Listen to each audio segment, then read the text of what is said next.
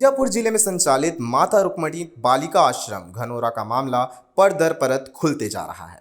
बालिका आश्रम की 35 बच्चियां फूड पॉइजनिंग का शिकार हो गई, जिसके बाद 9 बच्चियों को आईसीयू में भर्ती करवाया गया था। वहीं 2 बच्चियों को मेडिकल कॉलेज जगदलपुर भेजने के दौरान एक बच्ची ने रास्ते में ही दम तोड़ दिया।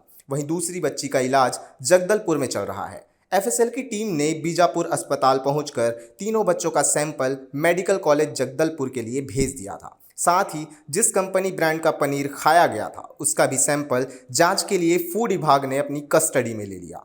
अब छात्रा के मौत के बाद बीजापुर कलेक्टर ने बीजापुर एसडीएम जागेश्वर कौशल समेत 5 सदस्यों का जांच टीम बनाया। वहीं प्रदेश कांग्रेस ने भी बीजापुर विधायक विक्रम मांडवी समेत 7 सदस्यों की जांच कमेटी बनाई, जिसके बाद आज कमेटी जिला अस्पताल से लेकर आवासीय विद्यालय माता रुक्मणी तथा मृतक छात्र के घर जाकर परिजन से मिले और विस्तार से जांच किया। कांग्रेस जांच टीम के विधायक विक्रम मांडवी ने सरकार से मुआवजे की मांग करते हुए स्थानीय प्रशासन पर लापरवाही का भी आरोप लगाया। वहीं जिला कलेक्टर संबित मिश्रा ने प्रावधान या शासन के दिए निर्देश जाने की बात कही।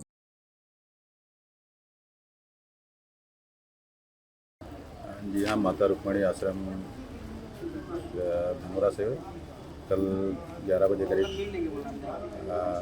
पहले तो 9 बच्चों को लाया गया था, फिर बाद में संख्या बढ़ती गई है और टोटल कुल मिला के अब तक 35 बच्चों को यहाँ पे लाया गया है। और इसमें 2 बच्चों को रिफ़र किया गया था, जिसमें रिफ़र के दौरान एक बच्चे की रास्ते में मौत हुई। सर, तो अभी जो बच्चे हैं उसमें बाकी सब बच्चे स्टेबल हैं। 2 लोगों की वो कंटिन्यू अभी उल्टी और दस्त हो रहे हैं, तो उनका इलाज जारी है और बाकी खतरे से बाहर है। प्राइमरी उसमें देखा जाए तो कुछ पॉइजनिंग ही लग रहा है, लेकिन कारण क्या है अभी अब जांच जारी है, उसके जांच के बाद ही बता पाएंगे।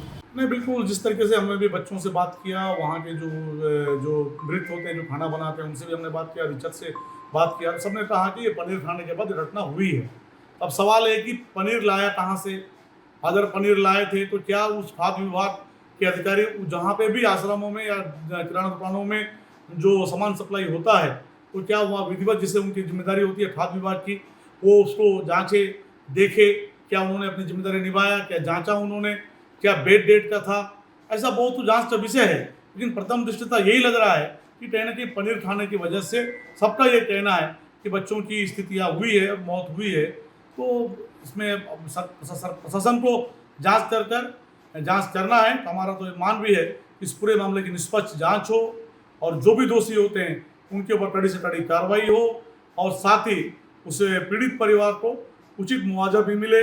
इससे पूर्व में भी जिले में लगातार आश्रमों में से बहुत सारे मामले सामने आए हैं, लेकिन उसके बाद भी कभी भी किसी मामले पर कोई कार्रवाई नहीं होना या जांच से निष्कर्ष तक नहीं पहुंचना, तो इसका यही अंदाजा लगा जा सकता है कि सरकार भी जो आदिवासी बच्चों की जो मौत हो रहे हैं उस पर और गंभीर नहीं।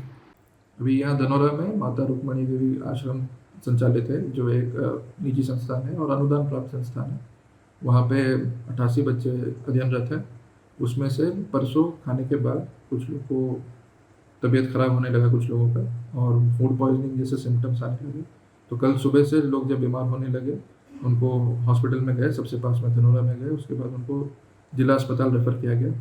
लगभग 30 बच्चे कल आए थे। अभी फाइनली 35 बच्चे ऐसे आए हैं जो लोग डीएच में आ चुके हैं। उसमें से ज़्यादातर बच्चों को उल्टी दस्त के सिम्टम्स थे और उसमें से बहुत ज़्यादा डिहाइड्रेशन हो गया था 6, 7, 8 बच्चों को। तो अभी 9 बच्चे हमारे आईसीयू में भी रखे गए थे, जिसमें उनको ड्रिप चढ़ रहा था।